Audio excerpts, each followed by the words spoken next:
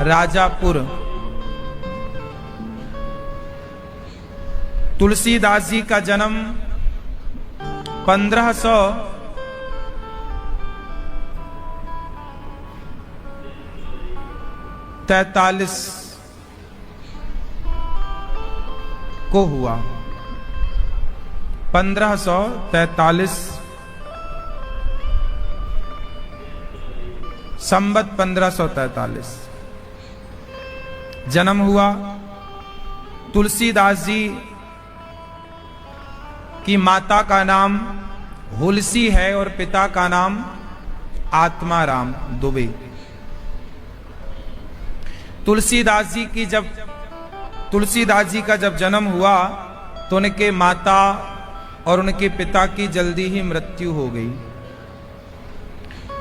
फिर तुलसीदास जी को कोई पालने वाली एक माँ थी। जब देखा कि इसका कोई बालक बच्चा माँ बाप नहीं है तो एक पड़ोस में कोई बूढ़ी अम्मा ने तुलसीदास जी को पाल पोस करके बड़ा किया। तुलसीदास जी को जिन्होंने पाला वो भी मर गई। तो अब गांव में यह अफवाह फैल गई कि इस बच्चे को जो रोटी देता है, जो इसका पालन करता, वो मर जाता है। तो तुलसीदास जी को गांव वालों ने रोटी देना बंद कर दिया। माँ थी नहीं, पिता थे नहीं, छोटे बच्चे थे, जिसने पाला वो भी मर गई। तब तुलसीदास जी को गांव वालों ने खाना पीना भी देना बंद कर दिया कि इससे जो देगा वो मर जाएगा। ऐसी अफवाह फैला दी समाज में। अब तुलसीदास जी एक जंगल में एक स्थान पर बैठे रो रहे थे। तभी तुलसीदास जी को माता लक्ष्मी जी, माता सीता, उन्हें रोज एक सुंदर सी नारी श्रृंगार करके, साक्षात वो लक्ष्मी थी, रोज आके तुलसीदास जी को भोजन देकर जाया करती थी। ऐसे तुलसीदास जी मां भगवती के हाथों से ही प्रसाद पाने लग गए। पर तुलसीदास जी को ये बात पता नहीं थी कि ये जो भोजन हमें दे रही हैं ये कौन है। परिचित नहीं थे तुलसी। उन्हें लगा कोई ऐसी मां है, पर वो साक्षात लक्ष्मी जी थी, मां भगवती सीता। तुलसीदास जी ऐसे करते करते थोड़ा बड़े हुए तो पढ़ने काशी आए। कुछ समय काशी में उनकी शिक्षा पूरी हुई। जब शिक्षा पूरी कर ली तो तुलसीदास जी ने पूरे भारत का भ्रमण किया और तुलसीदास जी ने गांव-गांव की भाषाओं का अवलोकन किया। गांव की सामान्य बोलचाल की भाषा सीखी, क्योंकि हर गांव की एक अपनी भाषा है। अनेक भाषाएं तुलसीदास जी ने ग्रहण की। अनेक राज्यों में जाकर, देश के कोने कोने में जाकर खूब अनुभव पाया। और तुलसीदास जी इस तरह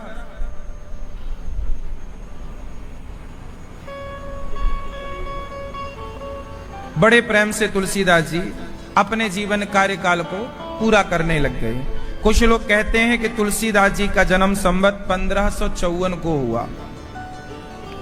तुलसीदास जी 1554 को, संवत 1554 को श्रवण मास शुक्ल पक्ष सप्तमी के दिन तुलसीदास जी का जन्म हुआ।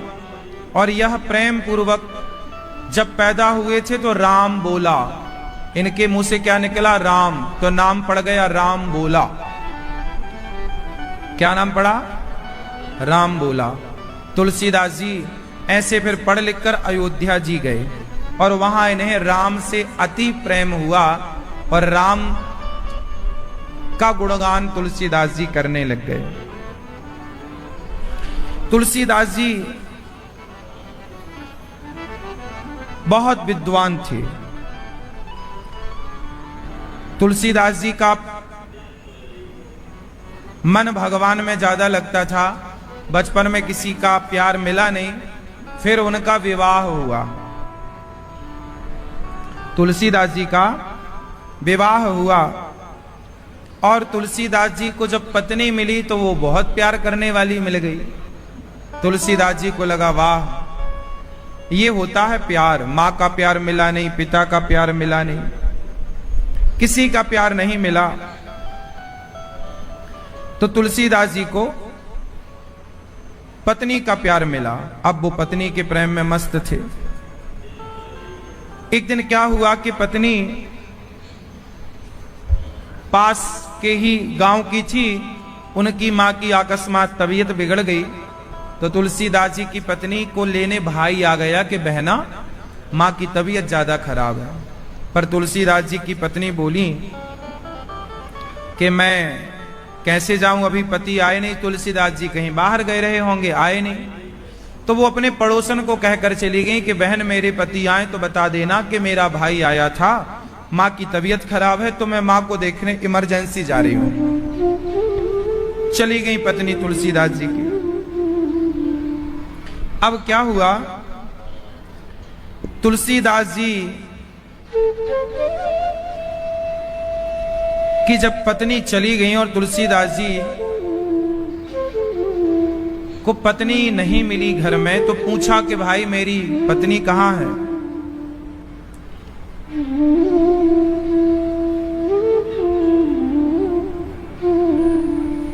मेरी रत्नावती कहां चली गई।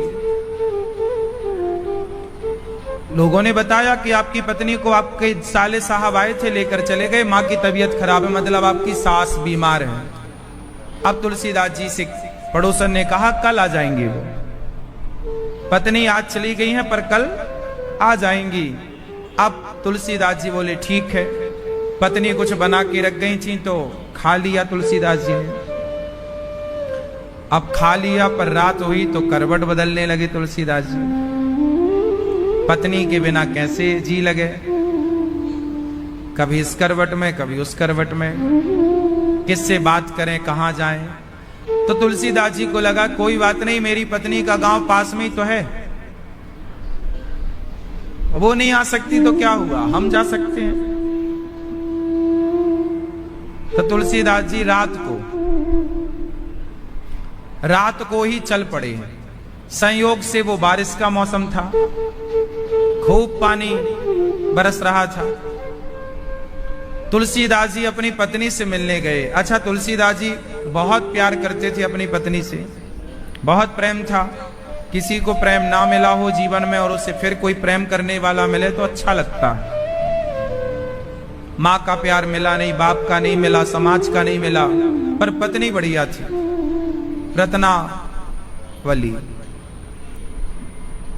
रत्नावती। तुलसीदास जी चले पत्नी से मिलने, रत्ना से मिलने। नदी बहुत उफान पर थी, भीग गए तुलसीदास जी, पर पत्नी का इस तरह चिंतन के पत्नी को अब मिलकर रहेंगे। नदी भयंकर उफान पर, बाढ़।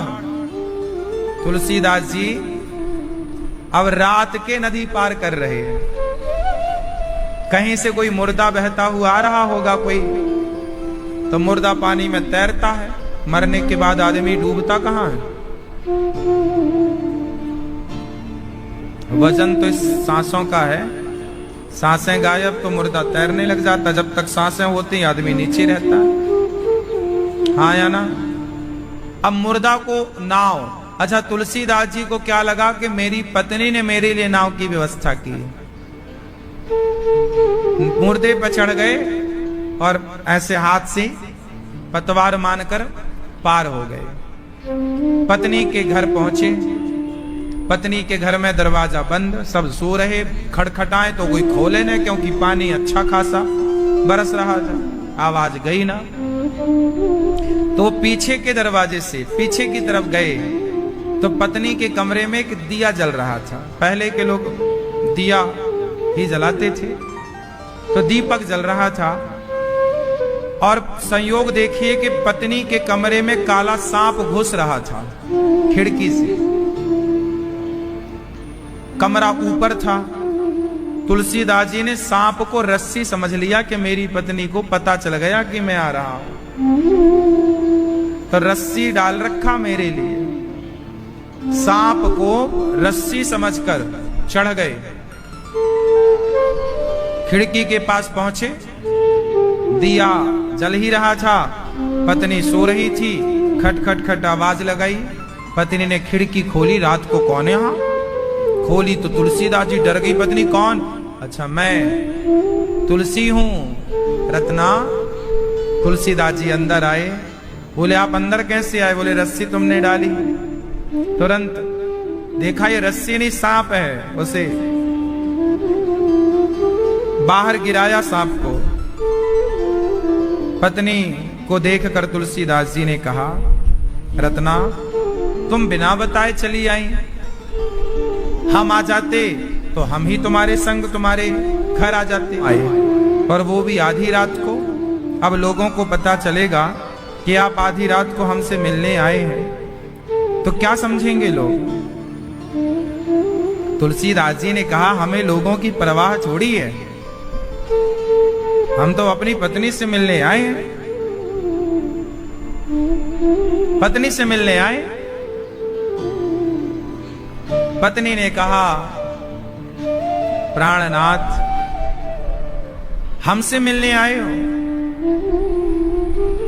अस्थि चर्ममय देह यह, अस्थि चर्ममय देह यह, तासो ऐसी प्रीत नेक जो होती राम से, तो काहे भव से भीत। हड्डी और मांस के शरीर से इतना प्रेम है, यदि इतना प्रेम राम से होता तो आप भव सागर को पार कर जाते। ये बात पत्नी ने कहा। अस्थि चर्ममय देह यह, तासो ऐसी प्रीत जो होती रघुनाथ से, तो काहे भव से भीत, काहे भव सागर से भयभीत होता कोई। पत्नी ने कहा कि आप हमसे मिलने आए हैं, ये शरीर जो हड्डी मांस का बना, इससे आपको इतना प्यार है? भाई हमारे शरीर में क्या है बताओ? आपके शरीर से सुगंधी कहां से निकलती है जरा बताओ? आपके शरीर के किस अंग से सुगंधी निकलती है बताओ? क्यों? आपके शरीर से कहीं से सुगंधी निकलती है? उत्तर दो। क्या निकलती है? बोलो। दुर्गंध। हमारे शरीर से क्या निकलती है? पसीना आपको बह जाए शरीर पसीने तो आप कितना गंधाता है वो पसीना। मलमूत्र में कितनी बदबू होती है। शरीर इसी गंदगी से बना है और संसार में भगवान की माया इतनी प्रबल है कि वो शरीर के आकर्षण की ओर भागा चला जाता है। स्त्रियां पुरुषों के शरीर की ओर भागती हैं और पुरुष स्त्रियों के शरीर की ओर भागते हैं। यही है माया। गंदगी की ओर ही सारा संसार भाग रहा है, चाहे स्त्री चाहे पुरुष है, दोनों का गंदगी से भरा हुआ, मलमूत्र से भरा हुआ शरीर। तुलसीदास जी भी आए पत्नी की तरफ, तो पत्नी ने कह दिया कि जितना प्यार हमसे है, इस हाड़ मांस के शरीर से है, इतना राम से होता तो कल्याण हो जाता। तुलसीदास जी को यह बात बहुत अंदर तक चुभ गई और बात ठीक भी है। तुलसीदास जी ने मन से अपनी पत्नी को प्रणाम किया, क्योंकि अब पत्नी गुरु तुल्य हो गई। उपदेश कर दिया और उपदेश समझ में भी आ गया, तो अब पत्नी कहां बची, वो तो गुरु हो गई। और गुरु मानकर अपनी पत्नी को प्रणाम करके मानसिक रूप से तुलसीदास जी उसी खिड़की से बाहर चले गए। फिर पलटकर कभी देखा नहीं। तुलसीदास जी अयोध्या जी आए और उन्होंने अयोध्या जी में सुंदर सी रामचरित्र मानस का सुंदर सा निरूपण किया। रामचरित्र मानस लिखी गोस्वामी श्री तुलसीदास जी ने राम का चरित्र गाया। ऐसे तुलसीदास जी जब राम कथा लिख लिए, तुलसीदास जी ने रामचरितमानस लिखी तो काशी के विद्वानों ने पढ़ा तो तुलसीदास जी का विरोध किया। बोले आपने हिंदी में क्यों लिखा है, संस्कृत में क्यों नहीं लिखा? तुलसीदास जी बोले संस्कृत में लिखते तो जो अनपढ़ हैं, कम पढ़े लिखे, वो कैसे पढ़ते? विद्वानों ने कहा नहीं, हम आपके इस ग्रंथ को नहीं मानेंगे। तुलसीदास जी ने कहा मानो ना मानो पर ये प्रभु की प्रेरणा हुई। तुलसीदास जी की रामचरित में अब यहां हल्ला मच गया विद्वानों में कि क्या करें। तो शिव जी का मंदिर है काशी विश्वनाथ। विश्वनाथ भगवान के मंदिर में रामचरितमानस को रखा गया। और भी लोगों की रचना, और भी लोगों की जो रचना थी उसे ऊपर, रामचरितमानस को नीचे रखा गया और चीजों को ऊपर रखा गया। और कहा गया कि हे शंकर जी, तुलसीदास जी ने रामचरितमानस लिखी ना, तो उनके कॉम्पिटिटर, उनके कंपटीशन में औरों ने भी कुछ ना कुछ लिखा कि भाई तुम लिखे हो तो हम भी लिखते हैं। तो सबने अपना अपना लिखा और सबने शंकर जी के मंदिर में डालकर ताला लगा दिया और बाहर बैठ गए सब। बोले रात भर देखो, जिस ग्रंथ को शंकर जी साइन कर देंगे वो सर्वमान्य होगा। अब सब बाहर कीर्तन करने लग गए।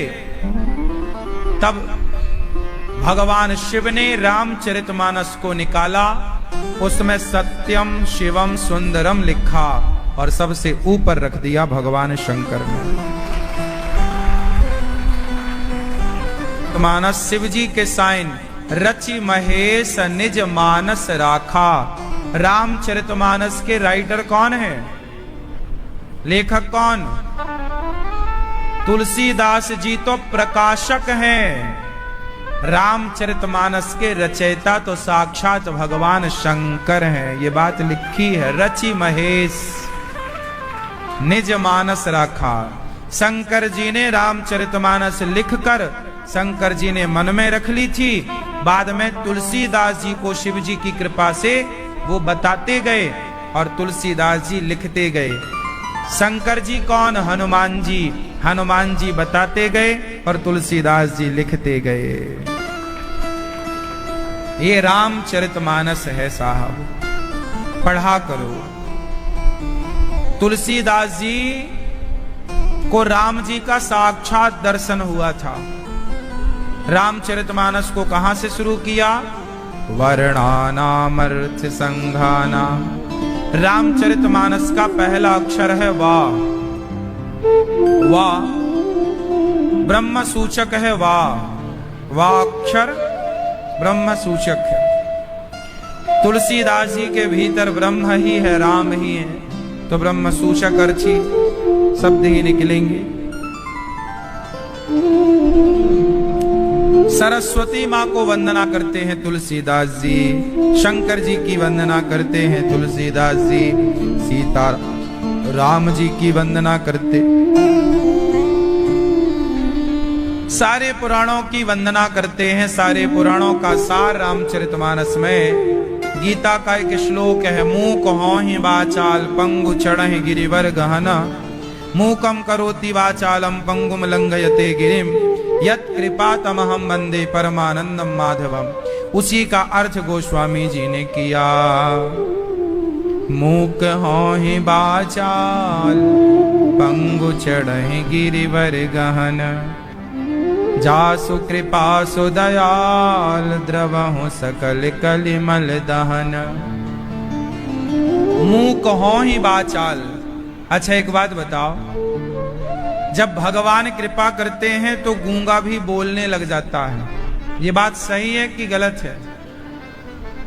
मूक होहि वाचाल पंगु चढ़हि गिरिवर गहन, मूकम करोति वाचालम। मूक होहि वाचाल। जब भगवान कृपा करते हैं तो गूंगा भी बोलता है और लंगड़ा भी पहाड़ लांग जाता है। ये बात तुलसीदास जी अपने लिए कह रहे हैं। इतनी नम्रता तुलसीदास जी में कि प्रभु आप कृपा करें तो अनिरुद्धाचार्य जैसा गूंगा भी बोलने लग जाता है। आप कृपा करें तो हम जैसे लंगड़े पहाड़ लांग जाते हैं। तुलसीदास जी की वाणी नहीं, ये तो राम की कृपा है ना।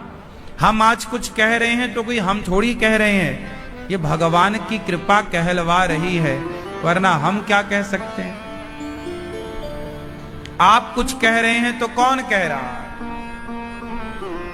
आप बोल पा रहे हैं, ये भी भगवान की कृपा है। कुछ लोग बोल तक नहीं पाते, गूंगे हो जाते हैं, शब्द नहीं निकलता। आज निकल रहे हैं तो ये भगवान की। तो मूकम करोति वाचालम।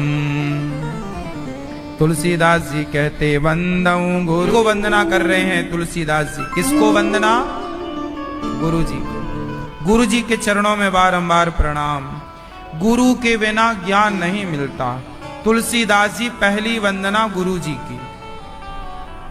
वंदऊ गुरु पद पद्म परागा, सुरुचि सुवास सरस अनुरागा। श्री गुरु पद नख मणि गण ज्योति, सुमिरत दिव्य दृष्टि ही होती। जब गुरु कृपा करते हैं, आप लोग आज 2024 को देख रहे हैं, हाँ या ना? हाँ या ना? पर आप पर गुरु जी की कृपा हो जाए तो आप 2050 में क्या होगा वो आप अभी समझ सकते हैं, देख सकते हैं। इसलिए तुलसीदास जी ने रामचरितमानस में जो लिखा है वो ये लिख दिया कि आने वाले कलयुग में लोग कैसे होंगे, आचार विचार क्या। वो जो लिखा था सेम वैसे ही हो रहा है। मतलब 500 साल पहले तुलसीदास जी समझ गए थे कि आने वाले समय में क्या होगा, तो पहले ही लिख दिया था। तो ये सुमिरत दिव्य दृष्टि, ये दिव्य दृष्टि ही तो है कि आप 100 साल बाद क्या होने वाला है वो समझ रहे हैं। तो तुलसीदास जी, वेद व्यास जी, ये ऐसे लोग हैं कि ये 1000 साल बाद क्या होगा, 1000 साल बाद लोगों की स्थिति क्या रहेगी, क्या विचार रहेंगे, सब कुछ लिख दिया है। कलयुग के लोग कैसे रहेंगे? मन माने, वर्ण व्यवस्था को मानने वाले लोग नहीं रहेंगे।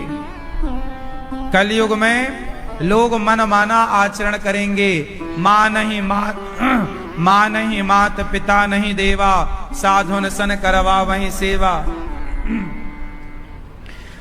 500 साल पहले तुलसीदास जी 600 वर्ष पहले लगभग ये लिख कर गए हैं कि मां नहीं मात पिता नहीं देवा। कलयुग के बच्चे अपनी माता को नहीं मानेंगे, माँ बाप की सेवा नहीं करेंगे, और माँ बाप की नहीं देवी देवताओं की, भगवान की भी सेवा नहीं करेंगे। देवताओं को, भगवान को भी, आजकल लोग भगवान को भी कहाँ मानते हैं।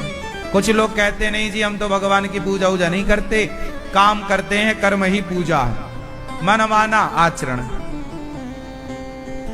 अब वो ये नहीं जानते कि कर्म ही पूजा कैसे हो सकती है। कर्म तो कसाई भी कर रहा गाय काटने का, तो क्या कसाई का गाय काटने का कर्म पूजा है? मन माना आचरण। मान ही मात पिता नहीं देवा, मान ही मात पिता नहीं देवा, साधुन सन करवा वहीं सेवा। जिनके यह आचरण भवानी, ते जानहु निश्चर सब प्राणी। तुलसीदास जी गुरु जी की वंदना। फिर वंदऊ प्रथम महीसुर चरना मोह जनित संशय सब हरणा। साधु चरित शुभ चरित कपासु निरस विशद गुणमय फल जासु। पहली वंदना वंदऊ प्रथम महीसुर चरणा। तुलसीदास जी ने पहली वंदना ब्राह्मणों की। अच्छा बताओ, तुलसीदास जी ब्राह्मणों को पहले वंदना करते हैं, वंदऊ प्रथम महीसुर चरणा। अच्छा बताओ, ब्राह्मणों की वंदना तुलसीदास जी ने पहला प्रणाम ब्राह्मणों को किया, क्यों? ब्राह्मणों को प्रणाम करना चाहिए कि नहीं करना चाहिए? उत्तर दो। ब्राह्मणों को प्रणाम करना चाहिए कि नहीं? हाँ या ना? क्यों करना चाहिए बताओ, क्यों? ब्राह्मणों को प्रणाम क्यों करना चाहिए बताओ? क्योंकि ब्राह्मण तपस्वी होता है, नित्य नियम से रहता है। ब्राह्मण आजकल ना सारे लोग क्या बोलते, बड़े पंडित बन रहे हो, बड़ा ब्राह्मण बन रहा है, मतलब आपको ताने भी मारेंगे ना तो पंडित जी का मारते हैं, बड़ा पंडित बन रहा है। हाँ या ना? इसका मतलब क्या हुआ? इसका मतलब यह हुआ कि ब्राह्मण होना सरल नहीं है। आप जरा साफ शुद्धि से रहने लग जाओ तो लोग क्या, अरे बड़ा पंडित बन रहा है, ऐसी बोलते हैं कि नहीं? हाँ या ना? जोर से क्यों बोलते हैं? बड़ा साफ शुद्धि से रह, बड़ा पंडित बन रहा है, बड़ा चंदन वंदन लगा, बड़ा पंडित बन रहा है ना? तुम ज्यादा दाल चावल सब्जी रोटी मांसाहार छोड़ दो, शाकाहार करने लगो, अरे बड़ा पंडित बन रहा है। हाँ या ना? मतलब कोई भी अच्छा आप काम करेंगे तो उपमा किससे दी जाएगी? बोलो, पंडित से। बड़ा पंडित बन रहा है, इसका मतलब क्या कि ब्राह्मण वही हुआ करते हैं जो पवित्र रहते हैं। मानसिक पवित्रता, वाणी की पवित्रता, शारीरिक पवित्रता। इसलिए ब्राह्मण अन्य लोगों की अपेक्षा आज भी तपस्वी और त्यागी होता है। ब्राह्मण के अंदर क्या होता है? बोलो, ब्राह्मण के अंदर त्याग होता है। क्या होता है? क्या होता है? त्याग। चाणक्य कौन थे? बोलो, ब्राह्मण थे। चाणक्य के पास 2 दीपक थे और दोनों में तेल होता था। जंगल में घास की कुटिया बना के रहा करते थे। एक बार राजा का कोई मंत्री आया चाणक्य के पास। उस समय के राजा सम्राट चंद्रगुप्त मौर्य हुआ करते थे। चंद्रगुप्त मौर्य की सत्ता थी। तो चंद्रगुप्त मौर्य की तरफ से एक मंत्री चाणक्य के पास किसी राजकीय कार्य के लिए आया। तो चाणक्य ने देखा कि राजा का मंत्री आया है राजकीय कार्य के लिए। अच्छा, राजा के सलाहकार चाणक्य भी थे, पर वो राजा की व्यवस्था में रहा नहीं करते थे, वो अपना जंगल में अकेले आनंद से रहते थे। तो जब राजा का कोई मंत्री आया तो चाणक्य ने क्या किया? दीपक बुझा दिया, पहला वाला, और दूसरा वाला दिया जला दिया। मंत्री ने कहा, महाराज दीपक तो जल ही रहा था, आपने ये वाला जला दिया, उसके बगल वाला बुझा दिया, क्यों ऐसा? चाणक्य ने कहा, अभी मैं अपना काम कर रहा था, अपना स्वाध्याय कर रहा था, अपना काम, निज काम, खुद का, सेल्फ। अभी मैं अपना काम कर रहा था तो मैं अपनी कमाई के तेल का दिया जला रहा था, और अब मैं राजा का काम करूंगा, आपके साथ वार्ता करूंगा, तो अब मैं राजा के दिए पैसे के तेल वाला दीपक जलाऊंगा। मैं अपने काम के लिए राजा का पैसा यूज नहीं करता। जैसे आजकल के नेता कौन क्या है जानते हो ना, ये सरकारी पैसा सब जगह ये सरकारी यूज करते हैं। ये अपना भी घूमते हैं ना, तो सरकारी पैसा से घूमते हैं। भाई सरकार का काम करो तब तो सरकारी पैसा लो, पर खुद का काम करो और बिल सरकार दे, ये तो गलत है। क्यों जी, सही है कि गलत है? चाणक्य ने समाज को मैसेज दिया कि राष्ट्र को चलाना है तो ऐसी ईमानदारी रखिए। चाणक्य जैसा ईमानदार व्यक्ति कि वो अपना काम राजा के तेल से नहीं करता कि दीपक जलेगा तो मैं अपना काम करूंगा तो मेरे खर्चे के तेल से जलेगा, और मैं राजा का काम करूंगा तो दीपक राजा के तेल से जलेगा। इतनी सूक्ष्म दृष्टि और इतना सूक्ष्म धर्म आज कहां बचा है बताओ? आज तो लोग फ्री का लेना चाहते हैं। सरकार सिलेंडर माफ करे, कर्जा माफ करे, सरकार किराया फ्री कर, सब फ्री में चाहता है आज का आदमी। चाणक्य ब्राह्मण है और ब्राह्मण ईमानदार होता है, त्यागी होता है। त्याग किसके अंदर है? चाणक्य के चेला सम्राट है। चाणक्य का चेला क्या है? चाणक्य का पढ़ाया बच्चा ही तो है चंद्रगुप्त है। क्या चाणक्य के लिए महल नहीं बना सकता था? चंद्रगुप्त बना सकता था। क्या चाणक्य उस महल में रहना पसंद करते ना? इसलिए सब कुछ होकर भी यदि त्याग किसी के अंदर है तो वो ब्राह्मण के अंदर है। आज किसी सामान्य आदमी के पास धन धान्य आ जाए ना, पागल हो जाएगा, बौखला जाएगा, हैंग हो जाएगा। पर ब्राह्मण धन पाकर भी वो अपने संयम से रहता है। सुदामा गरीब थे, बाद में भगवान कृष्ण ने उन्हें धनवान बनाया। आखिरी में एक मुट्ठी चिवड़ा खाकर सारा दिया कि नहीं सुदामा को? बोलो हाँ। धन धान्य से भरा कि नहीं?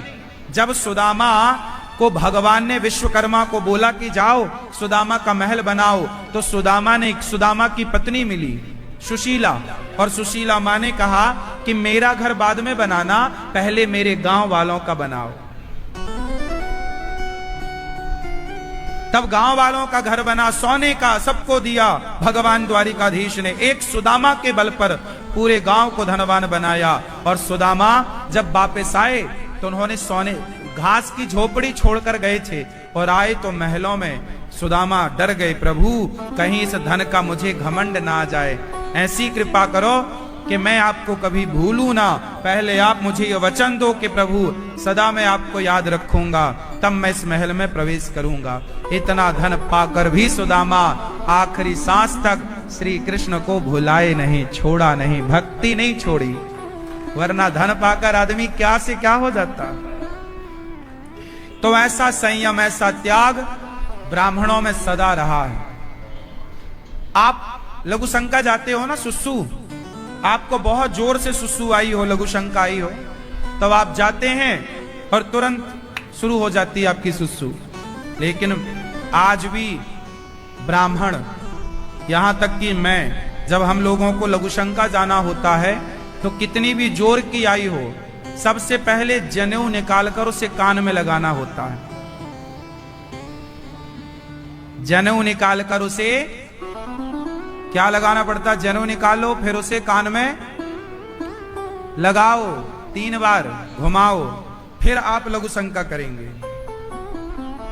शौच करना हो तो कितने भी जोर का प्रेशर हो, पर पहले कान में लघु वो जनेऊ, यज्ञोपवीत। या अब देखिए, मतलब हम ब्राह्मण जो है वो सुसु भी करेगा तो मर्यादा में करेगा। लघु शंका के पहले जनेऊ, मतलब उसे लघु शंका करने के पहले भी काम करना पड़ता है मर्यादा का। इस मर्यादा के सूत्र में बंधा हुआ ब्राह्मण आज भी भारतीय संस्कृति को बचाए रखा है, इसलिए उसे प्रणाम करना चाहिए।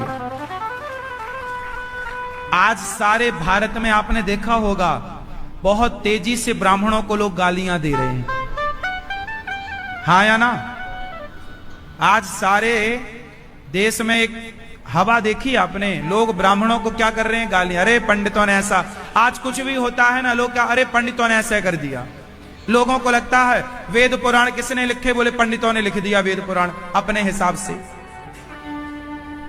आप लोग भी सुनते होंगे कि वेद पुराण तो पंडितों ने लिख दिया, ये नीति नियम तो पंडितों ने बना दिया।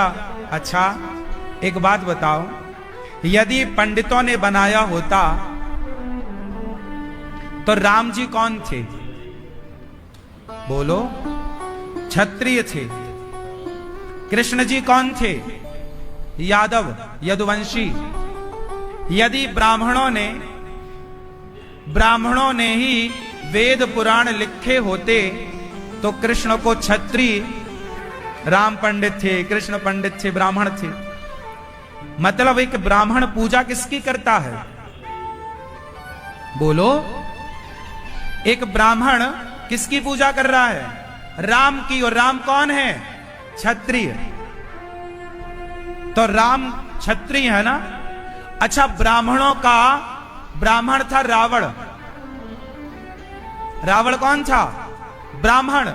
यदि ब्राह्मणों को, देखिए ब्राह्मण कभी पक्षपात नहीं करता।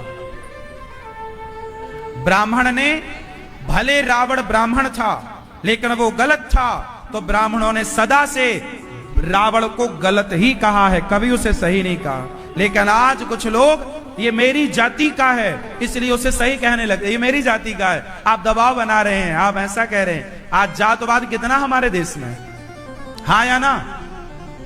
आज हमारे देश में क्या है? जातवाद है। आपकी जाति के आदमी को यदि पुलिस पकड़ती है या कोई उसे कुछ कहता है तो आप कहते हो ये हमारी जाति का, इसलिए आप परेशान कर रहे हो। आप जाति कहते हो, जबकि ब्राह्मण कहता है कि आप ब्राह्मण हो और यदि रावण हो, तुमने गलत किया है तो गलत को गलत ही कहेंगे, चाहे तुम ब्राह्मण हो या कोई हो। आज तक ब्राह्मण रावण का पुतला जलाते आए हैं। आज तक किसी पंडित ने नहीं कहा कि रावण का पुतला जलाना गलत है। और किसी का जलाते होते तो लोग कितना विरोध कर देते कि देखो तुम हमारी जाति के आदमी का पुतला जला रहे हो। वो जातवाद में चला जाता, वो ये ना देखता कि उसकी गलती क्या थी। ब्राह्मणों ने रावण का पुतला जलाया है और क्षत्रिय को भगवान मानकर उसकी पूजा करी है। ब्राह्मणों ने रावण का पुतला जलाया और ब्राह्मण थे द्रोणाचार्य। ब्राह्मण कौन थे? द्रोणाचार्य। पर आज तक कोई ब्राह्मण द्रोणाचार्य की पूजा नहीं करता, क्योंकि वो भले ब्राह्मण थे पर खड़े गलत के साथ थे, दुर्योधन के साथ खड़े थे। और उन ग्वाले की पूजा करता है जिसे दुर्योधन ग्वाला ग्वाला कह के पुकारते। आज यदुवंशी भगवान श्री कृष्ण की पूजा कौन कर रहा है? ब्राह्मण करता है। और आप लोगों से कहता है कृष्ण की पूजा करो। तो ब्राह्मण सदा पारदर्शिता के साथ काम किया है। और सुनो, ये जो आरोप लगाते हैं ना कि वेद पुराण पंडितों ने बना दिया, अच्छा आपको क्या लगता है कि वेद पुराण पंडितों ने बनाया है? किसने बनाया? वेद पुराण सदा से हैं, ये भगवान की वाणी है। ये वेद पुराण सदा से हैं। किसकी वाणी है? भगवान की वाणी। वेद व्यास जी भगवान है। 24 अवतारों में भगवान व्यास जी बनकर आए, वेद पुराण लिखे। अच्छा सुनो, आप यदि कहते हो कि वेद पुराण पंडितों ने बनाए, तो बताओ वेद पुराण कितने वैज्ञानिक हैं? जो आज के लाखों साल पहले कहा गया वेद पुराणों में, आज बिल्कुल हूबहू सत्य है। पुराणों में राम सेतु का उल्लेख है या नहीं? बोलो हां या ना? है।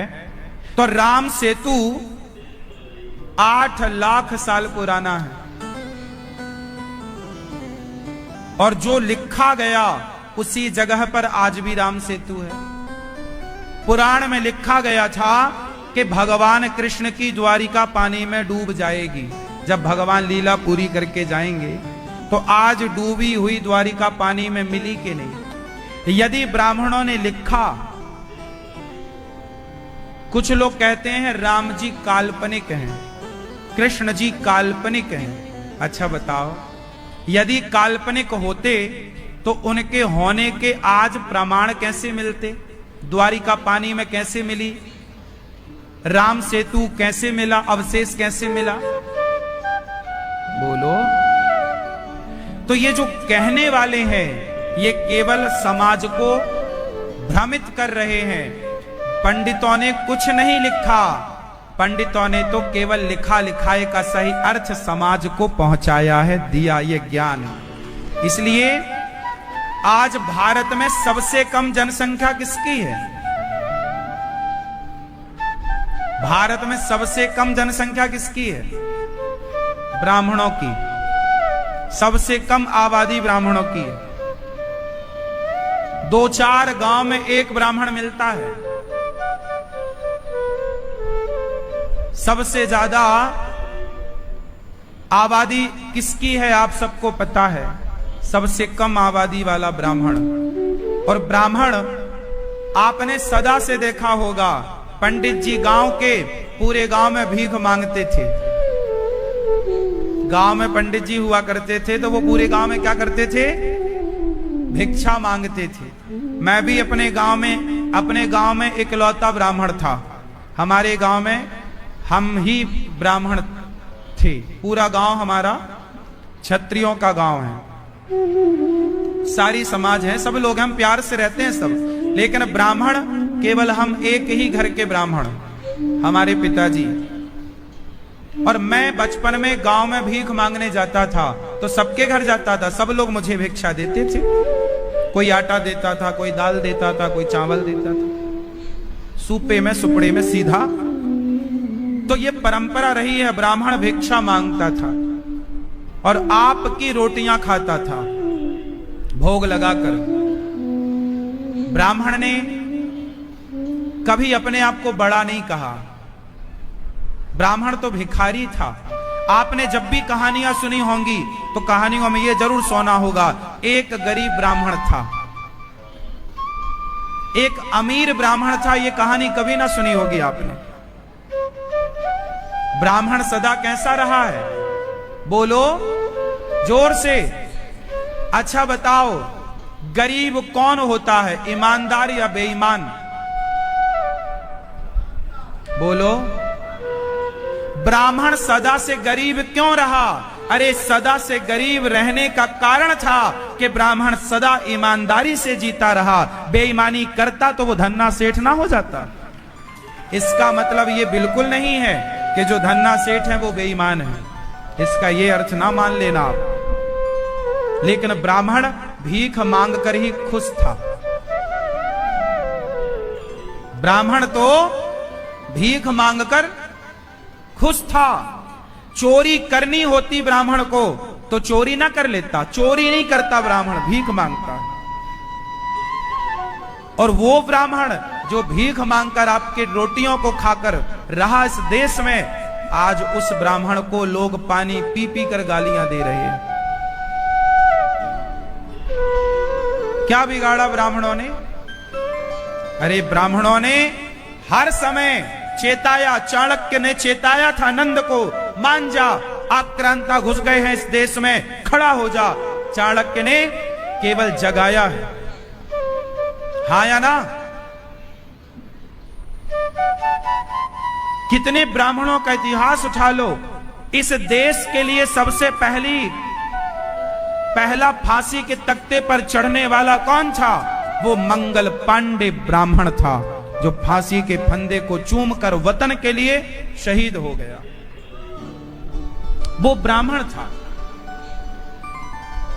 ये ब्राह्मण तो भीख मांगकर खुश था, लेकिन आज की समाज ने, आज के कुछ लोगों ने ब्राह्मण को भीख देना बंद कर दिया।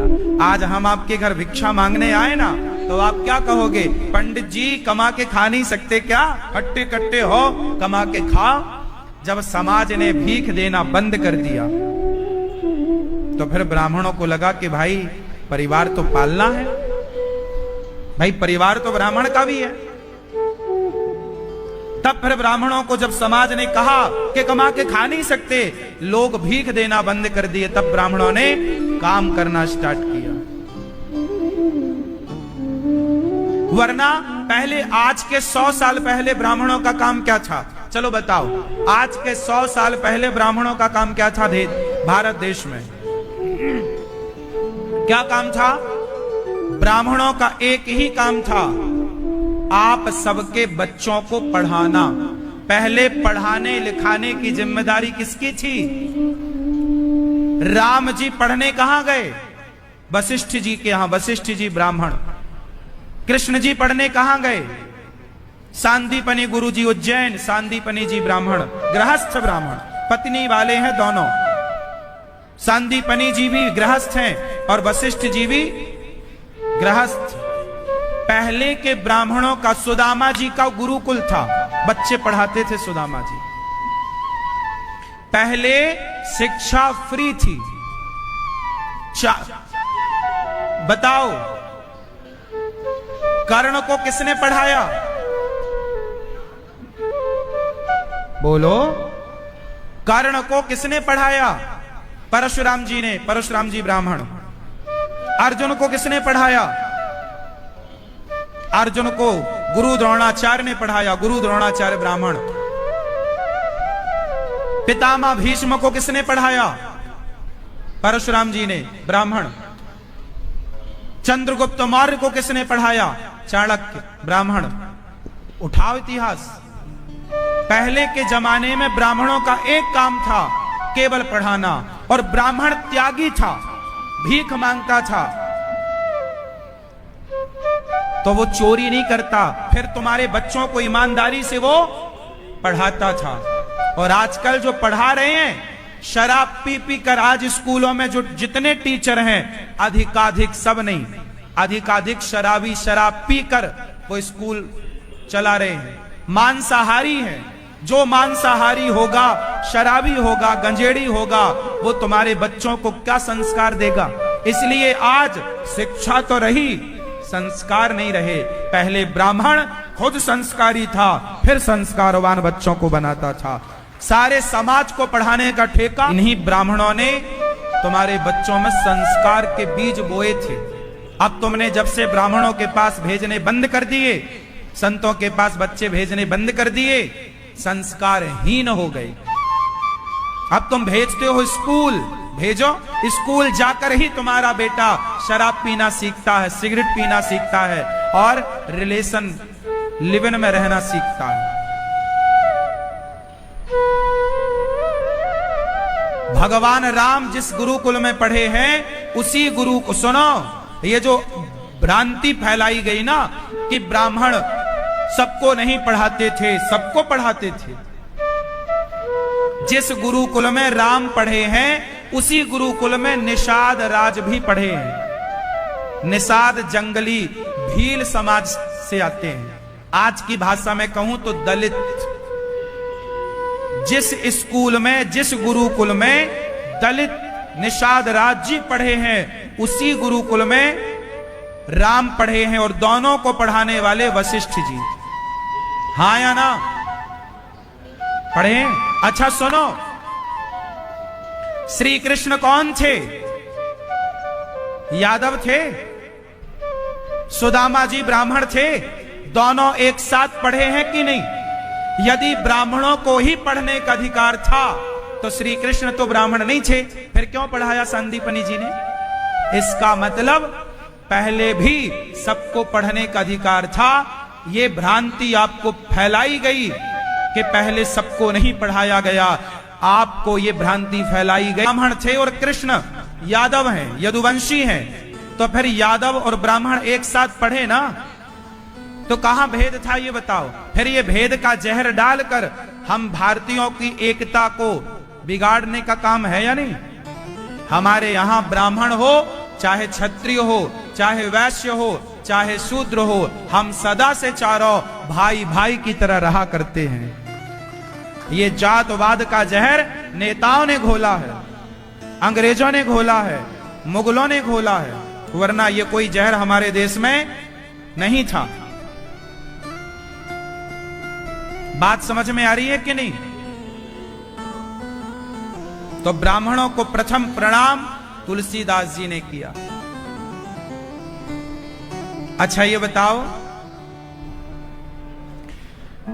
डॉक्टर आपके गांव में होगा तो क्या चाहेगा कि कोई बीमार पड़े तो अपनी दुकान चले। एडवोकेट यदि आपके पास होगा तो क्या चाहेगा, किसी का केस बिगड़े तो हम अपनी दुकान चलाएं। हाँ या ना। डॉक्टर चाहेगा कि आप बीमार पड़े, एडवोकेट चाहेगा कि आपका केस बिगड़े, पर पंडित चाहेगा कि आपके घर कोई उत्सव हो तो हमें बुलाया जाए पूजा के लिए। आपके घर में क्या हो, आपकी बेटी का ब्याह हो, आपके बेटे का ब्याह हो, आपके घर में बच्चे जन्म लें तो पंडित जी को बुलाओगे। तो पंडित जी तो भगवान से रोज कहता है, हे भगवान हमारे यजमान के यहां बच्चा होएगा तो अपने को भी 1100 का लिफाफा मिल जाएगा। ब्राह्मण ही एक ऐसा रहा है जो सदा समाज के लिए भला सोचता चला आया है। ब्राह्मण के लिए बुरा सोचने का कोई उद्देश्य बनता ही नहीं। देख लो आप, ब्राह्मण अपने यजमान के लिए क्या सोचेगा, बोलो भला कि मेरे यजमान की बेटी का जल्दी ब्याह हो, मेरे यजमान के बहू के जल्दी बेटा हो जाए, ताकि सब बढ़िया। और क्या वो चाहेगा कि सत्यनारायण भगवान की कथा कराओ, चलो। वो ये चाहेगा तुम्हारे घर में हवन हो, कीर्तन हो, भगवान नाम हो। उसका आपसे क्या नुकसान चाहेगा, वो आपका क्या बुरा चाहेगा, बोलो क्या बुरा चाहता है वो।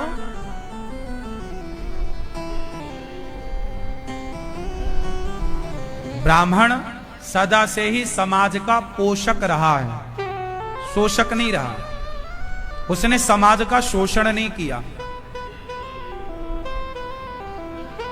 अच्छा बताओ, मनु महाराज कौन थे, बोलो। मनु क्षत्रिय राजा थे और मनु जी ने मनुस्मृति लिखी। उस जमाने का वो सिद्धांत था, जैसे आज का हम लोग संविधान पढ़ते हैं, ऐसे उस जमाने का संविधान मनुस्मृति था। और मनुस्मृति लिखी किसने, मनु जी ने। और मनु कौन थे, क्षत्रिय थे। क्षत्रिय ने मनुस्मृति लिखी। और उस मनुस्मृति में क्या लिखा, यत्र नार्यस्तु पूज्यन्ते रमन्ते तत्र देवता। जिस घर में नारी का सम्मान होता है उस घर में देवी देवताओं का वास होता है। मनु जी की स्मृति समाज तक पहुंचाई। ब्राह्मण ने अपने से कुछ नहीं लिखा, मनु के लिखे हुए वचन को उन्होंने पालन किया। और सुनो, पहले के जमाने में, अच्छा चलो मुझे एक बात बताओ आप सब लोग, एक आदमी का मर्डर किया 4 लोगों ने। 4 लोगों ने मिलकर एक आदमी को मारा। 4 लोगों में एक ब्राह्मण है, एक क्षत्रिय है, एक वैश्य है, एक शूद्र है। ध्यान से सुनना, पहले के जमाने में न्याय कैसा होता था वो मैं आपको एक उदाहरण दे रहा हूं। ये सारी बातें ऑन रिकॉर्ड लिखी हैं महाभारत में, पढ़ लेना कभी फुर्सत मिल जाए तो। बताओ, एक मर्डर हुआ और मर्डर करने वाले 4 लोग थे, ब्राह्मण भी था, क्षत्रिय, वैश्य और शूद्र। अब बताओ कि वो चारों को राजा पकड़ के ले गया।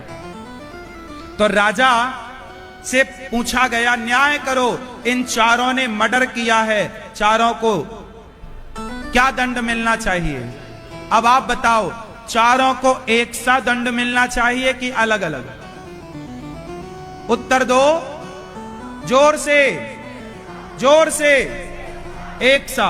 आज का कानून एक सा दंड देता और आप लोग भी कह रहे हैं एक सा, परंतु सुनो, उस जमाने में एक सा दंड नहीं था। उस जमाने में एक सा दंड नहीं था।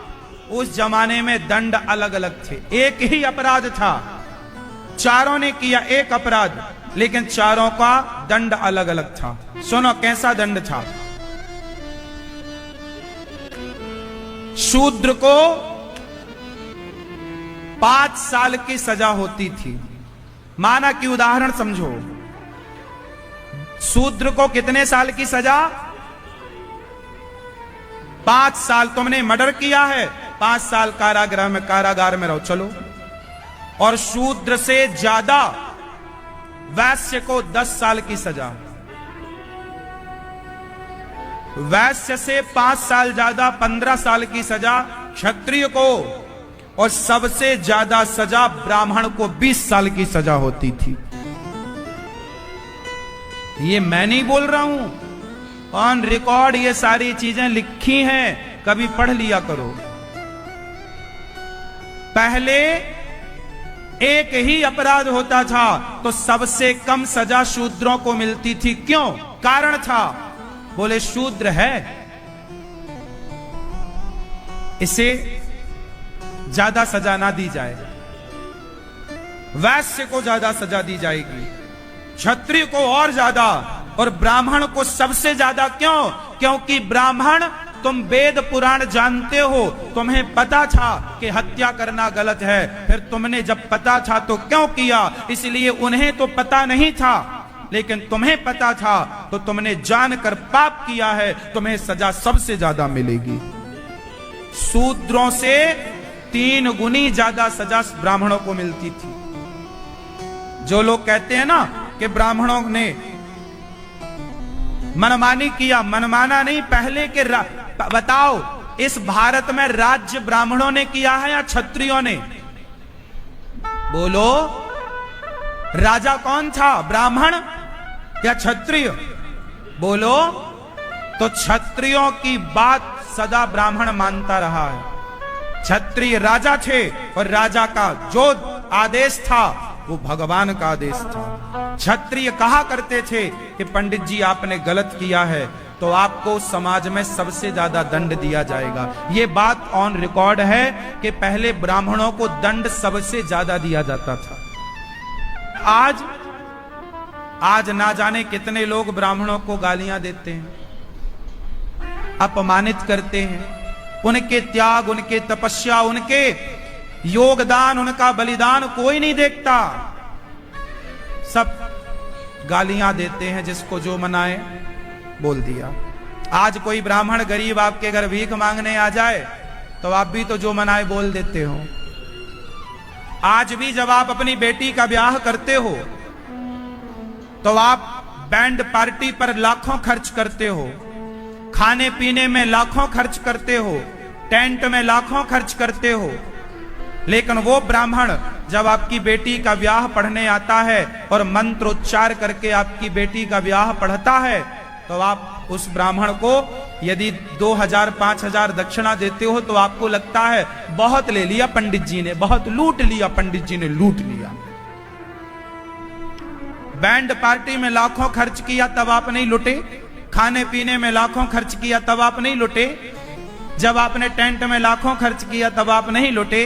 पर जिस ब्राह्मण ने शुद्ध मंत्र पढ़कर आपकी बेटी का विवाह मंत्रोच्चार विधि विधान से कराया, उसे 2-5 हजार देकर आप कहते हम लुट गए। ये मानसिकता है समाज की या नहीं? हाँ या ना? बोलो।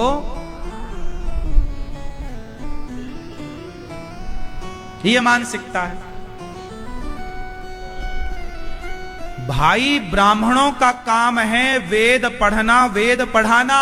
यदि ब्राह्मण पढ़ेगा नहीं वेद पुराण तो फिर तुम्हारा जो तुम्हारे पिताजी के मरने पर जो शमशान में क्रिया होती है पिंडदान की, वो पिंडदान की क्रिया कौन कराएगा? और शास्त्र कहते हैं कि बिना क्रिया के व्यक्ति की सदगति नहीं होती। जब राम जी के पिता की मृत्यु हुई दशरथ जी की, तब राम के पिता का श्राद्ध हुआ और पिंडदान हुआ। हाँ या ना? ये श्राद्ध है, ये पिंडदान कोई आज की बातें छोड़ी हैं। अरे पिंडदान तो ब्राह्मण भी करता है अपने बाप का, केवल तुम ही करते हो ऐसा नहीं। मेरे पिताजी भी मेरे दादाजी का पिंडदान आज भी करते हैं। तो ये परंपरा सबके लिए है, चाहे तुम ब्राह्मण हो, क्षत्रिय हो, वैश्य हो, शूद्र हो। जब पांचों पांडव गया जी गए तो कुंती बुआ ने बोला ना कि कर्ण धर्मराज एक पिंडदान कर्ण के नाम का दे। तब वहां पता चला कि कर्ण हमारे बड़े भैया थे। मतलब ये पिंडदान, ये परंपरा कोई आज की है क्या? तो ये अच्छा ये बताओ, कोई डॉक्टरी पढ़ेगा तब ना सुई लगाएगा। अब डॉक्टरी उसने पढ़ाई करी नहीं, उसी तरह पंडिताई जो करेगा तो पंडिताई पढ़ेगा, वेद पुराण पढ़ेगा, तब ना विधि विधान से कराएगा। और जब विधि विधान से कार्य होगा तो आपको उसका फल मिलेगा। आजकल आप लोग विधि विधान कराते ही नहीं। पंडित जी से बोलते हो जल्दी शादी कराओ, जल्दी जल्दी शादी होती है क्या यार? शादी में अपना टाइम तो लगता ही है। द्वार चार होगा, भामर होगी पूरा। अब आपने फोटो खिंचाने में 4 घंटा लेती हो, ऐसे ऐसे ऐसे ऐसे ऐसे ऐसे फोटो ऐसे 17 प्रकार की, उसमें 4 घंटा गया। और पंडित जी मंत्र पढ़े तो तुम उंगली करते हो जल्दी पढ़ो। अरे भाई, उस मंत्र के बल पर ही सब काम होना है। अयोध्या जी में राम मंदिर बना, वो रामलला तब तक रामलला नहीं थे जब तक प्राण प्रतिष्ठा नहीं हुई। एक विधान है, मूर्ति होती है, पर जब प्राण प्रतिष्ठा हो जाती है तो वह मूर्ति भगवान के अंश में मानी जाती है। उसी तरह विवाह जब मंडप गढ़ता है और मंडप के नीचे लड़का लड़की दुल्हा दुल्हन के लिए वो मंत्रोच्चार होते हैं तो वो पति पत्नी बनते हैं। क्या बनते हैं? लड़का लड़की से क्या हो गए? वो पति और पत्नी। आजकल तो कोर्ट जज साहब शादी करा दे। अब जज न्याय करने बैठे हो कि शादी कराने? सब तुम ही करा लोगे तो पंडित जी क्या कराएंगे? तुम ही सब कर लो।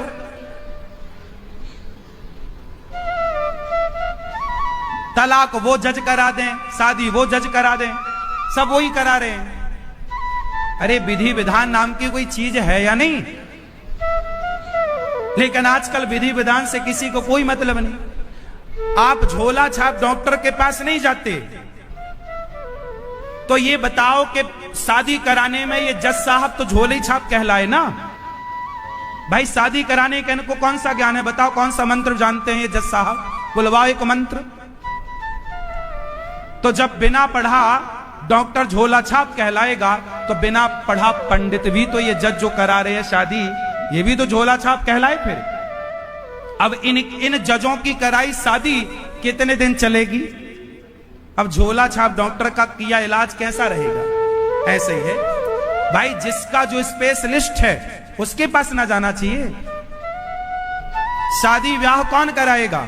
शादी का पहले मुहूर्त निकाला जाता है, ब्राह्मण बताता है इस महीने की इस तिथि को आपकी बेटी का ब्याह इस नाम के लड़के से सही बैठ रहा है। हाँ या ना? पंडित जी विवाह बिठाएंगे, उसके बाद वो तारीख मुहूर्त निकालेंगे कि शादी का मुहूर्त है या नहीं है। ये जज साहब तो बिना मुहूर्त की करा देते हैं। अब मुझे बताओ, ये जज साहब न्याय करने बैठे हैं कि शादी कराने?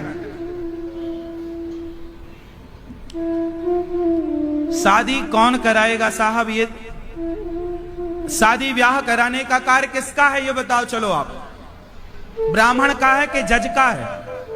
जोर से। तो आज जज काहे करा रहे हैं? सब मनमाना है। वो गलती किसकी है?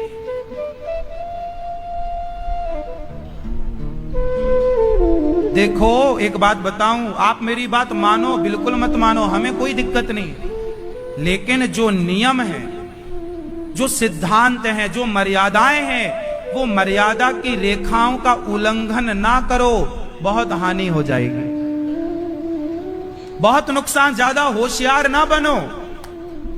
जो तुम्हारे बाप दादे परंपरा बनाए हैं फॉलो करो। ज्यादा होशियारी के चक्कर में, होशियार कौवा होता है ना, वो चोंच कहां मारता है? गंदगी में। तो ज्यादा होशियार कौवा ना बनो। जो तुम्हारे बाप दादे परंपराएं बनाए हैं उसे फॉलो करो, उस मर्यादा पे रहो। क्यों जी, बात सही है कि गलत है? बताओ, भगवान राम और सीता का ब्याह जज ने कराया था? किसने कराया था? अरे 6 महीने तक बारात रही, पूरा विधि विधान से ब्राह्मणों ने मंत्रोच्चार किए और सीताराम का ब्याह कराया। पंडित जी का अपना काम है, क्षत्रिय का अपना काम है। पूजा पाठ ब्राह्मण को आएगी और बिजनेस व्यापार वैश्य को आएगा, तलवार चलाना क्षत्रिय को आएगा और सेवा करनी शूद्र को आएगी। सेवा तो यह दास अनिरुद्ध भी करता है, माओ के चरण दबाकर। देखो, सेवा का मतलब यह नहीं कि जो सेवा करे वो शूद्र ही है। भाई, शूद्र का मतलब कोई अछूत नहीं है। हम सारे लोगों का, हम 4 भाई हैं समाज में। कितने भाई हैं? आप कितने भाई हो? कितने भाई हो दादाजी आप? कौन कौन से? आप कितने भाई हो? हम सारे सनातनी 4 भाई हैं। कितने भाई हैं? जोर से। ब्राह्मण, क्षत्रिय, वैश्य और शूद्र, हम चारों भाई हैं, गले मिलकर रहने वाले।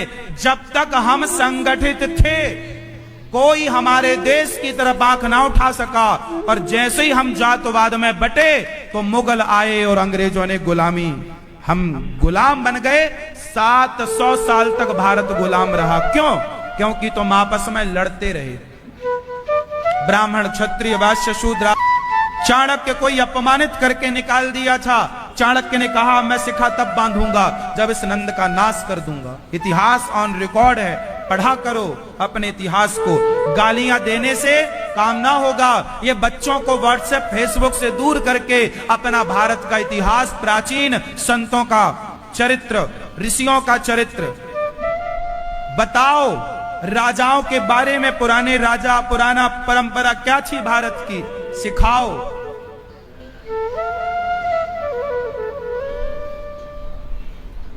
ब्राह्मण समाज के लिए शुभ चिंतक रहा है। गुरु नानक देव जी कौन है? बोलो, गुरु नानक देव जी कौन है? गूगल में देख लो। गुरु नानक देव जी हमारे सिख भाइयों के भगवान हैं, और वो ब्राह्मण हैं। गुरु नानक देव जी कौन है? कौन है? ब्राह्मण है। देख लो, इतिहास ऑन रिकॉर्ड है, कोई छिपी, कोई मैंने थोड़ी लिख दी सब चीजें। ब्राह्मण समाज का शुभ चिंतक रहा है। ब्राह्मण वेद पढ़ाना भी सिखाता है, माला जपना भी सिखाता। वही ब्राह्मण अर्जुन को धनुष चलाना किसने सिखाया, जरा बताओ? बोलो, ब्राह्मण ने। कर्ण को धनुष चलाना किसने सिखाया? ब्राह्मण ने। ब्राह्मण माला भी जपना सिखाता है, और जरूरत पड़ जाए देश के लिए तो माला भी और भाला भी चलाना सिखाता है। यह ब्राह्मण का काम रहा है। पहले के ब्राह्मण केवल पढ़ाने में रहे। और पहले क्या पढ़ाया जाता था? झांसी की रानी को तलवार चलाना किसने सिखाई? उनके नाना जी ने। नाना जी को किसने सिखाया? जाके देखिए इतिहास। सब राजाओं के यहां पहले राजगुरु हुआ करते थे। क्या हुआ करते थे? बोलो, राजगुरु, और वो राजगुरु का काम था कि राजाओं के बच्चों को पढ़ाना लिखाना, तलवार चलाना, पढ़ाते थे। जब तलवार की जरूरत थी तो ब्राह्मणों ने पूरे देश को तलवार, और ब्राह्मण ने सबको पढ़ाया, चाहे ब्राह्मण हो, क्षत्रिय हो, वैश्य हो, शूद्र, सबको पढ़ाया।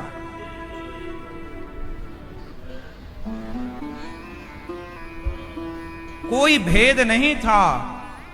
किसी ने भेद किया होगा तो उसकी पर्सनल मानसिकता रही होगी, व्यापक रूप से भेद नहीं था। बात समझ में आई? इसलिए बंदऊ प्रथम महीसुर चरना, मोह जनित संशय सब हरना। ऐसे ब्राह्मणों को हम बारंबार ब्राह्मणों की वंदना करते हैं। जब हमारे देश में अंग्रेज आए, मुगल आए, नालंदा में आग लगवा दी, सारे वेद पुराण जल के राख हो गए, सारा कुछ जल गया इतिहास। तब ब्राह्मणों ने अपने जान की परवाह किए बिना वेद पुराण जो बचे ले लेकर जंगल की तरफ भागे, और जंगलों में जा जाकर गुप्त रहकर कंद मूल फल खा खा कर वेद पुराणों को बचाया। आज जो तुम्हें गीता सुनने मिलती है, यदि ना बचाया होता तो ये गीता ना होती। बहुत बड़ा योगदान है। गाली देना बहुत आसान है, किसी को गलत कह देना बहुत सरल, कह दो 1 मिनट लगता है कि ये आदमी गलत है, पर उस व्यक्ति की पूरे इतिहास को खंगालना, एक एक चीज को बारीकी से देखना, उसके त्याग को, उसके तपस्या को, उसके समर्पण को देखना बहुत कठिन काम है। और आज समाज त्याग तपस्या नहीं देखती, आज समाज समर्पण नहीं देखती। आज के लोग बाहरी चीज देख के निर्णय करते हैं कि सही है कि गलत है।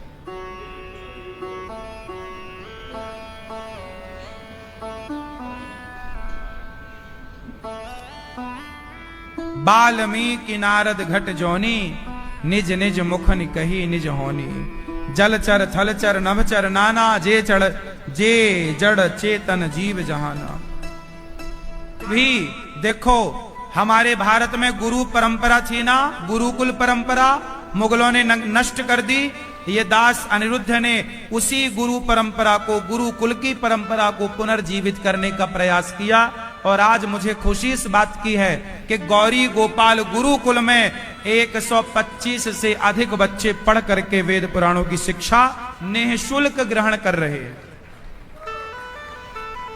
हम केवल कहा नहीं करते, कहते नहीं, जो करते हैं वही कहते हैं। गौरी गोपाल गुरुकुल चल रहा है, बच्चे पढ़ रहे हैं। वही परंपरा जो गुरुकुल परंपरा सतयुग त्रेता द्वापर में थी, वही परंपरा।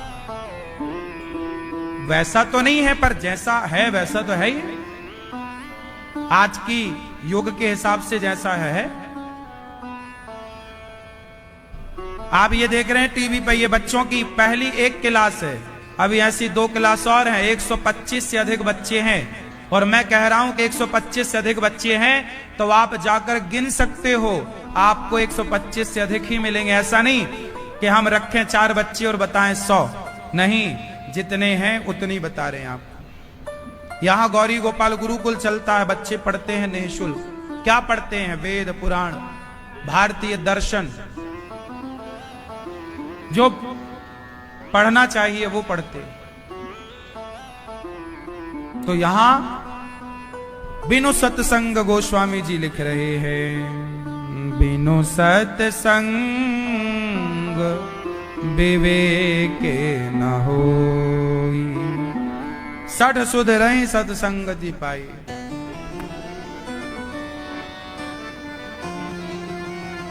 अच्छा, 60 मतलब मूर्ख, सत्संग से सुधर जाता है। पारस परस गुधात सुहाई, तुलसीदास जी ने सबको नमस्कार किया।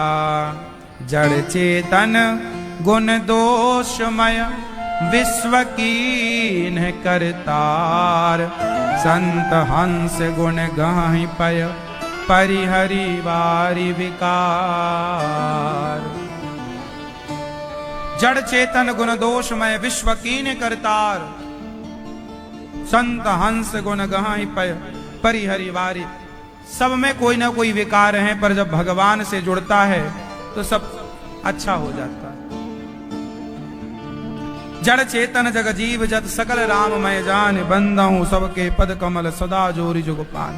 देव दनुज नर नाग खग प्रेत पितर गंधर्व, बंदहु किन्नर रज निचर कृपा करहूं अब सर्व।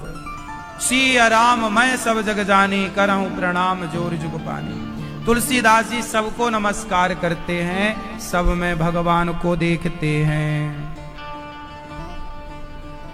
इसलिए कहते हैं राम नाम